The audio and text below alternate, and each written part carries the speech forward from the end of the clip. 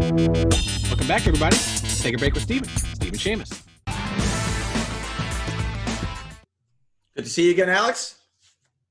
We're back. Got a cool shirt on? What do you got on there today? It's my Exo Manowar shirt from my Valiant days. Oh, is that before or after you worked? Is that before or after you worked at Bankers Trust? During. Okay, so you did both at the same time. That's it. Yeah. Got it. Okay. All right. So what are we talking about today, Alex? Yeah, let's talk more Marvel investor news. There's so much coming out of that, and so much more coming out of even that. More casting, more announcements. It's been bonkers. Let's talk about some of that stuff. There's a lot to unpack there, and also, until the show comes out, it's going to be hard to see which version of which character, and we'll talk a little bit about that with Baron Zemo.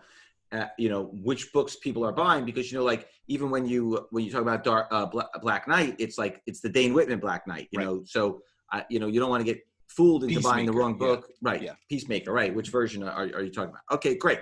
All right, so we're going to talk about Marvel investor news today. Yep. And what are we kicking it off with, Alex? Let's jump into Falcon Winter Soldier and talk about some of the guest stars that are going to be on that show. Yeah. The legacy of that shield is complicated. Absolutely. So the first character I want to talk about is Baron Zemo. Mm-hmm. There's a Baron Zemo 1 and there's a Baron Zemo 2. You'll talk a little bit about that. Mm-hmm. So Baron Zemo 1 was Avengers Number 6, and that's from July of 1964.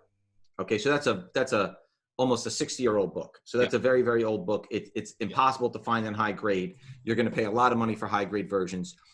There are 9 blue label 9.8s. There are 0 gold label 9.8s. There are 11 blue label 9.6s. There's 1 gold label 9.6. Again, too low pop. 28, and you're not going to see any more because it's from 1964. So it's not like you go out and buy it. Yeah. I mean, Avengers was a popular title, but it's not like you're just going to be able to find these easily. There are 28 blue label 9.4s. There are 0 gold label 9.4s. And then there are 39 blue label 9.2s and 2 gold label 9.2s. So in 9.2, it's about a $1,500 book. But a lot of that has to do with just the fact that it's an early Avengers book. Yeah. First 10 of anything's hard to find. Right. And then let me talk about the second Baron Zemo, and then you'll get into the characters. Yeah. The second Baron Zemo, which is probably more likely, is Captain America 275. That's from November of 1982. There are 45 blue label 9.8s. There are 3 gold label 9.8s. And that book is about $175. So talk about the 2 Baron Zemos, what the difference is, and what we can expect to see in the television show. Yeah, I mean, we've already seen Zemo in Winter Soldier, and he was a pretty big character, and we know that it's also a family title, so that goes into a lot of it. The word Baron, you could be Prince Ray or Prince Shamus, and your son will be the same prince. Yeah, it's kind of the same kind of thing. And the actor that played Zemo in the Captain America Winter Soldier movie is awesome. He was awesome. He was great. Awesome. Why wouldn't you bring him back? I mean, he didn't die. I mean, he got captured. And, that was kind of a neat thing about that movie is he got captured, went away, and then they continued with the movie because, that was, they don't want to harp on that character. So now he's back. And, the second Baron Zemo in the comics did a lot of stuff. At some point, he starts the Thunderbolts team, which is a team of villains who pretend to be heroes to get stuff and do stuff. And eventually they do become heroes. And I know that Thunderbolts is a thing that they've been wanting to do in kind of like an animated or TV show or even movie thing for a while. This could be it, because in the movie, the stuff he's doing is just to bring to light how bad the Winter Soldier was and what the Russians did and everything. He wasn't necessarily a super bad guy. So I think that you're going to see a little bit of that in the show. Right. And Daniel Bruhl is amazing. Amazing. Yeah. So he's a great actor just in his own right. Correct. Yes. Okay. And then the next one is the Flag Smasher. Yeah. Okay. Another great buy right now, guys. Yeah. Captain America 312, December of 1985. It's a 35-year-old book already. It's hard to believe, right?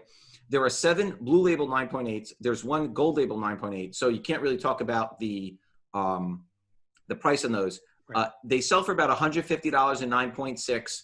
They're $25 raw. It's a very, very low pop book. I would try to pick one up. There's also got the rare Canadian price variant. Yes. Talk a little bit about the Flag Smasher.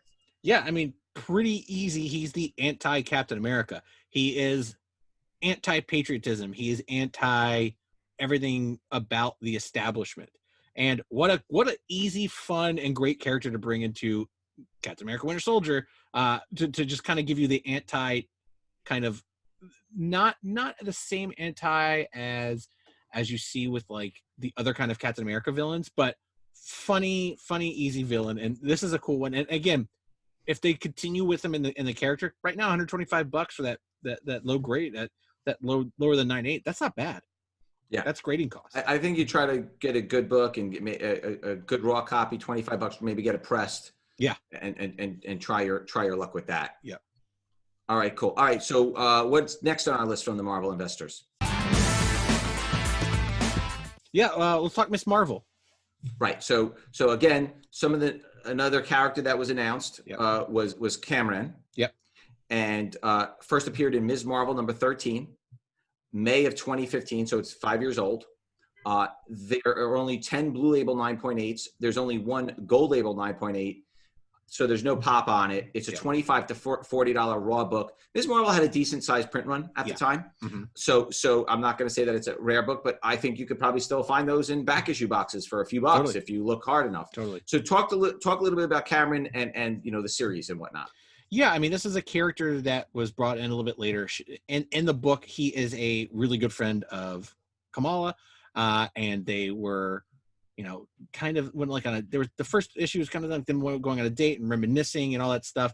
But in the book, he has superpowers from the Terrigen Mist Inhuman, which I don't think Marvel's going to touch the Inhumans for a little while. I think they're going to let them go after the TV show didn't do so well. But this could be a character that's going to be in the show a lot. I mean, it's a romantic interest, and he's got superpowers, and he's kind of steps that toe of being villainous and not villainous. So I think this character is going to be around for that show a lot.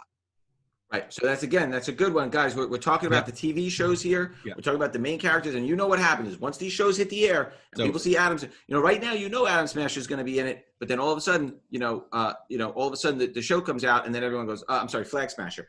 Flag Smasher is going to be in it, and then all of a sudden everyone's like, oh my God, we got to get it. But we're telling you now. We're telling you first. Yeah. A couple months before it hits the airwaves. Is cheap. Yeah. Right. All right. What do we got next, Alex? Let's talk Hawkeye, the Hawkeye Plus. We finally got some new news and some stills and stuff. Okay, you're going to have to help me with the pronunciation, but Kazi the Clown. Yeah. The criminal known as the Clown. First Clown was in Hawkeye number 9 from 2013, June. So again, not a terribly old book. Probably has a decent sized print run. Again, very low pop. These are all low pop books. So these are not characters that people had expected to see. These are not people that are main characters.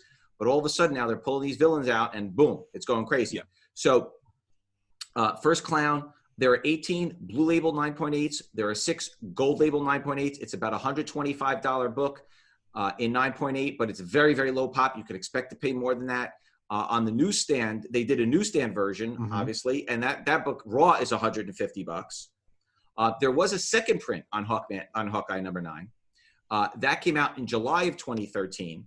And there are only 2 Blue Label 9.8s. There's 0 Gold Label 9.8s. Alex, it is a $150 raw book. Yep. Very, very rare. The character is played by Fra Fee. Talk a little bit about the Clown. Yeah, funny enough, the Clown's backstory is almost identical to Robin, the first Dick Grayson's Robin. He was in a circus and saw his parents killed, and instead of becoming Batman's ward, this guy just became a bad guy, and he's been gun for hire type deal. They're pulling a lot. I mean, we knew with Kate Bishop coming, and everything that they showed with the logo, they're going to pull a lot from the Matt Fraction run. But now is the time. Just grab them all. Everything from this. First appearance of Lucky the Dog, first appearance of the Clown, just grab them, get them, because they're going to lean on that series heavily, because it was a really well-received series, and probably Hawkeye's, more than the 4-issue miniseries and a couple other miniseries here and there, it's the longest-running Hawkeye series. Yeah, and they're throwing a lot of characters in it, which leads us to our next character, which is the Swordsman, Jack Duquesne. So the first appearance of the Swordsman is Avengers number 19. Again, a very, very old book. Right. It's got the classic Jack Kirby cover on it. It's pretty awesome cover. Again, all the Kirby covers for the most part were pretty awesome, but this one is a great one. Tough to find a bad one.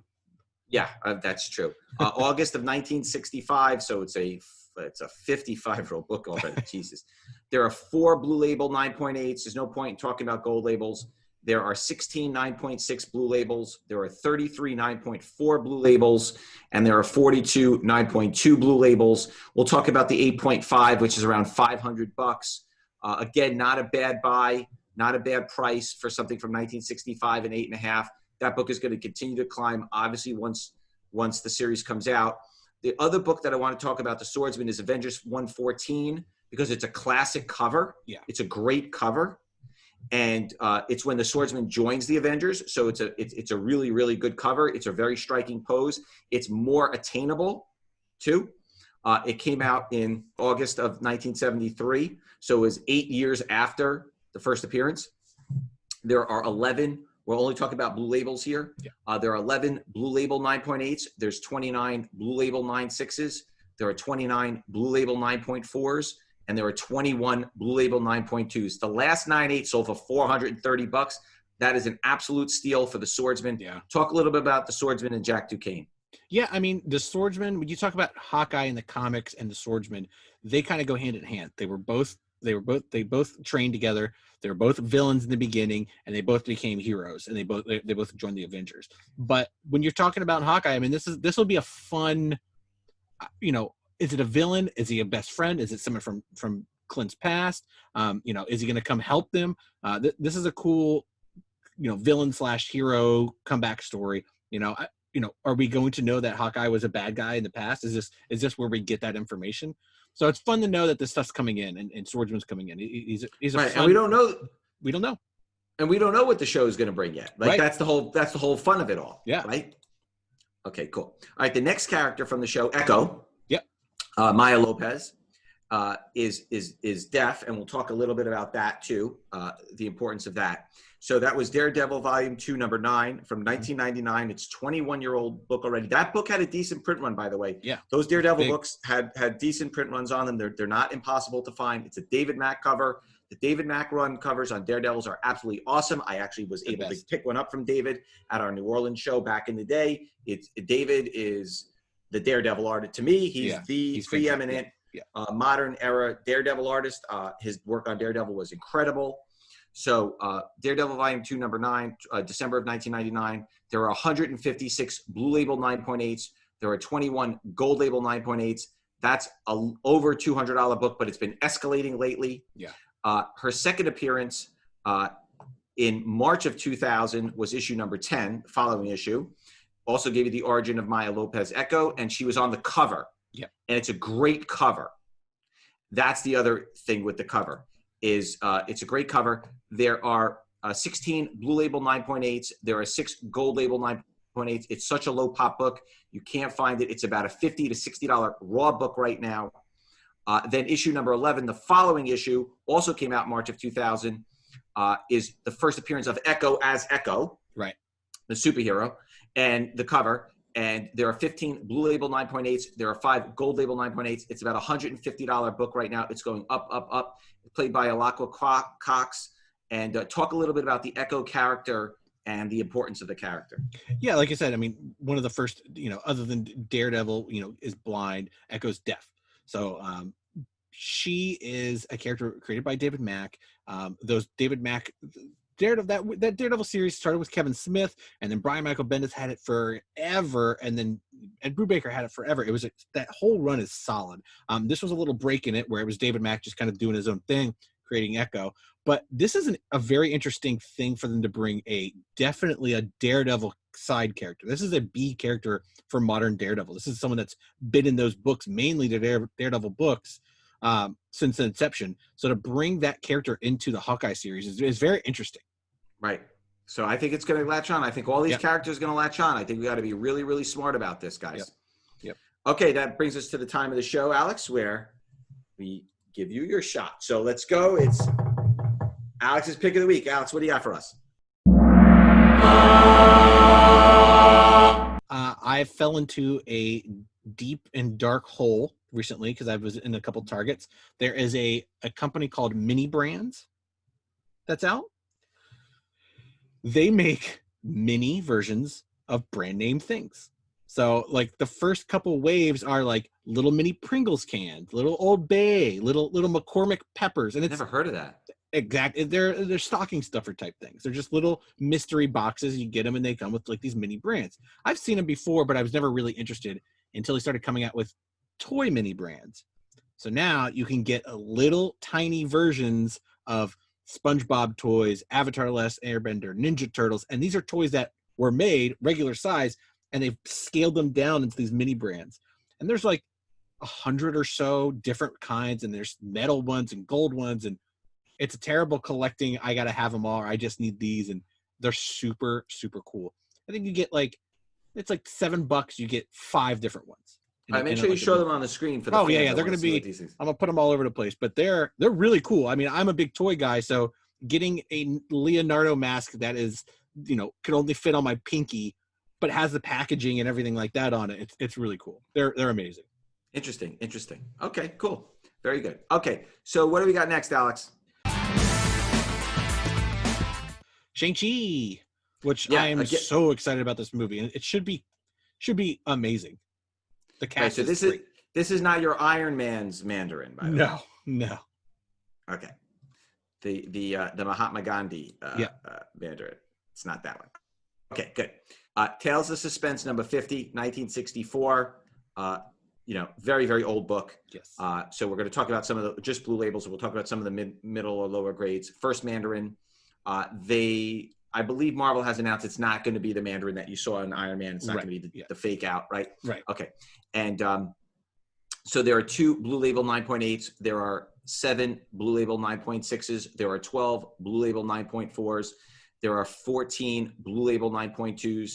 And there are 24 Blue Label 9.0s. And then there are 27 Blue Label 8.5. So it's not really till you start getting down to the 8.0 level where you have some pop to it. Those are about $1,000 to $1,400 in 8.0, so that's already a significant book. I think the fact that the character appeared in the Iron Man is insignificant because once you found out that it was a fake, spoiler alert, about 10 years too late. So if you haven't seen it by now, I think we're okay. I think you're past the period, past the expiration point of spoilers. I think people thought there was going to be a pop on that book 10 years ago. There wasn't, obviously, because it was a fake out. But now you're going to see the real Mandarin. So talk a little bit about the Mandarin character. I know it's a very, very old character, but there should be some renewed interest in this book. Yeah, the Mandarin, definitely a big Iron Man villain. I mean, he was. They even used him in the Iron Man 90s, the short-lived 90s cartoon. He's got rings. The rings all have power, a la, Infinity Stones, a little bit less. But that character's been in the Marvel universe for a long time. They haven't used him in a while. I'll be interested to see how they use him with Shang-Chi because there's some talk about when you use a character like Mandarin or the old character Fu Manchu, which isn't around anymore. You kind of get into some like kind of racial profiling stuff. So I know when they did that for Iron Man, there was a lot of talk of like, oh, how are they going to do this? It's going to be very weird, making him just the villain. But I trust Marvel now to do justice to a character without making it seem just to throw him in there for funsies. Right. Okay, good. What do we got next, Alex? Doctor Strange Multiverse. I mean, this movie is looking like the next Doctor Strange movie is a linchpin for the future of all the Marvel movies and TV shows. Right, so first of all, let me tell you that I love Chiwetel Ejiofor. I mean, he's great in like everything. Fantastic. He's one of those actors that's just great in everything. When you see him in something, you're like, yes, this is gonna be good. By the way, that's true. He knows how to pick good movies. That's my point. He knows how to pick good good scripts, because every time he's in a movie, you already know, you're like, okay, that's going to be a good movie. You just know it is. Serenity. I mean, a movie about a failed TV show, and he was the villain, and he made that movie. He's so good. All right. So anyway, he plays Mordo. That also is a vintage book, so it's already expensive. So we're only going to talk about blue labels right now. It's August of 1963, Strange Tales number 111. There will definitely be renewed interest in this book. There's only one Blue Label 9.8 since 1963. There's only 2 Blue Label 9.6s, 4 Blue Label 9.4s, 10 Blue Label 9.2s, 14 Blue Label 9.0s, 15 Blue Label 8.5s, and it's not until you get to 8.0 that you even hit 20 Blue Labels. So quite frankly, any condition that you can get, VF, fine, very fine. Pick it up raw and get it graded. The books are $1,300 and 8.5. Quite frankly, Alex, any condition you can get, it's worth it because it's seeing second appearance of Doctor Strange. I mean, it's a huge key. Yeah, it's impossible. So talk a little bit about the character Mordo. Yeah, I mean, and you saw it with the first movie that this is a character, a villain, a foil to Doctor Strange, someone that is been around since the second appearance. I mean, this guy is a magician. He might not be a bad guy for the right reasons, or he may be the bad guy for the right reasons. I mean, you see it. He was told in the Doctor Strange movie that using magic this way and doing it is the bad thing, and then he was found out he was lied to, and he's like, well, we should just not have this at all. So it'll be very interesting to see how he comes back in the second movie. But I mean, I don't think that they would cast this actor for this role if he didn't have a major role. No. Yeah. He's not taking.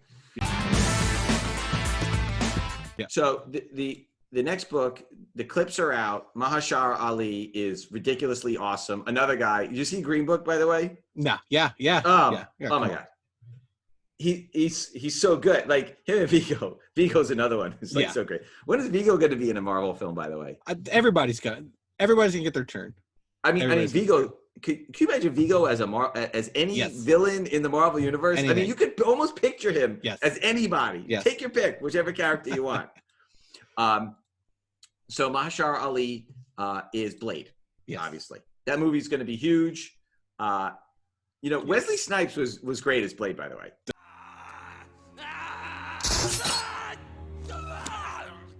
The first three movies are phenomenal. Yeah, I don't want to take away from Wesley, but you already know Mahashar Ali is just like, forget about it. All right, so Tomb of Dracula number 10, July of 1973. There's actually one 9.9, if you can believe it. I can't even imagine what that would sell for.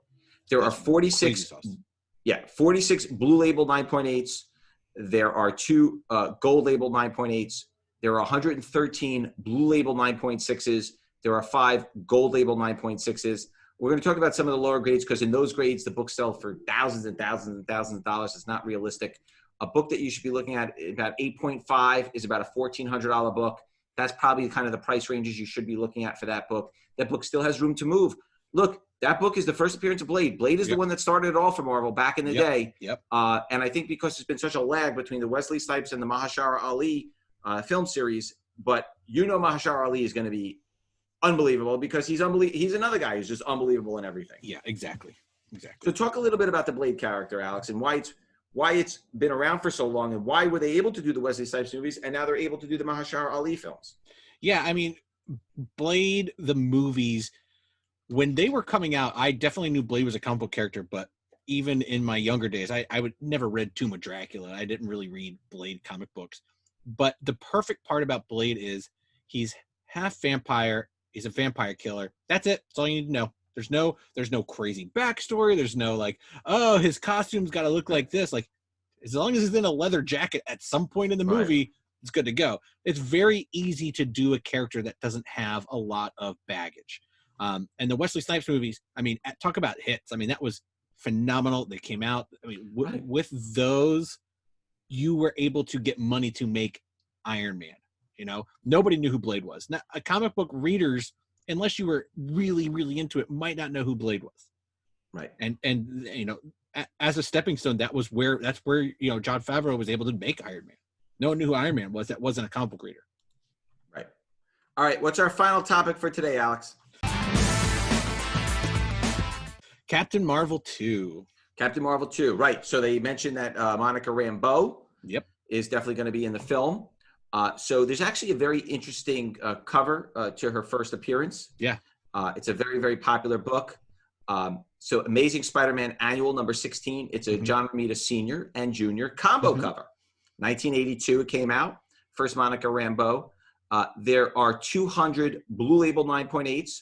There are 11 gold label 9.8s. It's about a $675 book. Not terribly expensive. Right. Especially when we're talking about thousands of dollars on a lot of these new books. Yeah. Talk a little bit about the character Monica Rambeau and the significance to Captain Marvel and the second film.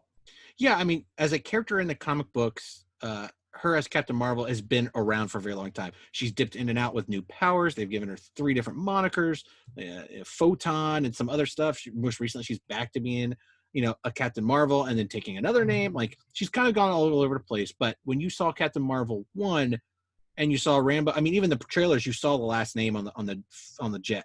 So everybody knew it was coming. And then, of course, when you see that she has a daughter and, she's a big fan, and so something's going to come of that. And it's really cool to be able to have 2 Captain Marvel people that have the moniker Captain Marvel in your Captain Marvel movie and not kind of shoehorn it in there. And Monica Rambeau, again, she's been in the comics forever and been around, and she still is. Really neat to see her actually in the movie. Right.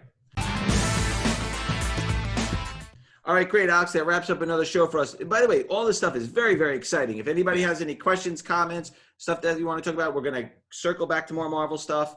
We're going to circle back to more of this hot stuff because it seems to be unlimited, Alex. Every time I think every week there's something. What are we going to talk about? It's like, oh my God, I go see closed auctions. I go see the Heritage auction. I go to eBay auction. Then it's like another record was broken. It's like, it's crazy. Yeah. All right, great. Alex, we will see you next week. Same bat time. Same bat channel. Thanks, everybody. Adios.